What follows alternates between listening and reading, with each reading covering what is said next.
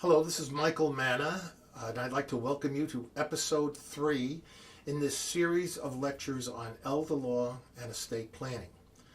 As I mentioned before, I am the senior partner in a law firm called Michael A. Manna, that's M-A-N-N-A, and Associates. We are an elder law and estate planning firm located in Ridgewood, New Jersey, and Suffern, New York. My suggestion to you is that if you'd like to get a complete rundown on my qualifications, please review episode 1 or go online at www.law4seniors.com. That's our website, and you can get a detailed breakout of all of the qualifications of myself and the other lawyers in the firm. The last time we left off talking about wills, I think everyone should have one of these once you're 18 or older. There are wonderful things you can do with a will once you have it. You can have trusts inside wills. These are called testamentary trusts. So if you have children who are young, you can have their money held by a relative as a trustee until they're whatever age you like. I like 25. Use the money for the child's education, health, etc. And then when they turn 25, whatever's left, leave it to them, give it to them, whatever is remaining in their trust. Also, you really never want to leave an old person or sick person money. Why? Because if they're older, they're sick, the odds are they may die in the near future.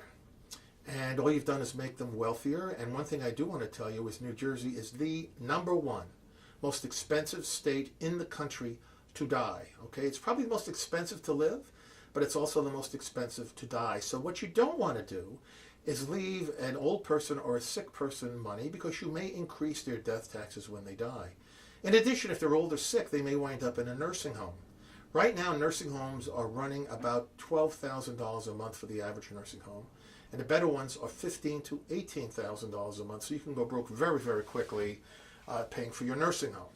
There is a government program called Medicaid, which we will get into later on in this series, that will pay for nursing home. It'll pay for doctors. It'll pay for medications. It'll pay for assisted living. It'll pay for adult daycare.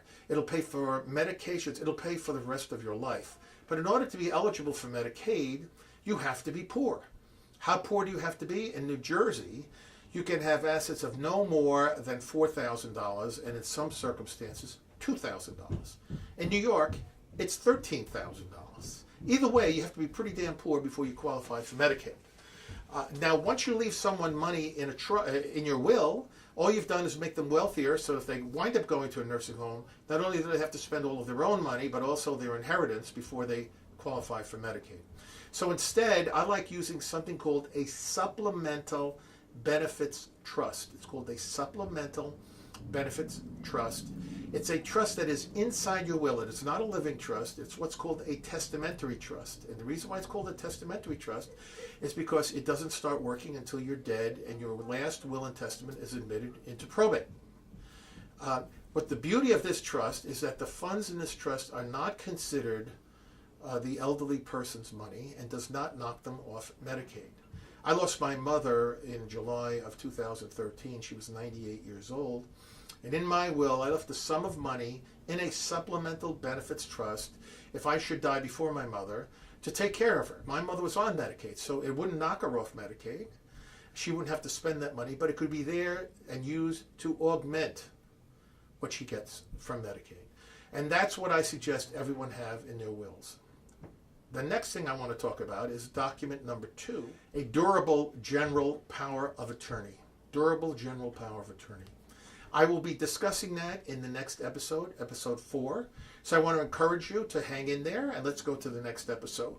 In the meantime, if you'd like to come in and see me, please feel free to give me a call at my law office. The number is 201-447-2800. That's 201-447-2800. And remember that the first initial consultation is free. So I'd be happy to see you in my Ridgewood office for no charge at all. We can talk about what you need to do and how much it might cost if you want to drop by. With that said, I want to thank you for hanging in here for episode 3, and I hope to see you in episode 4.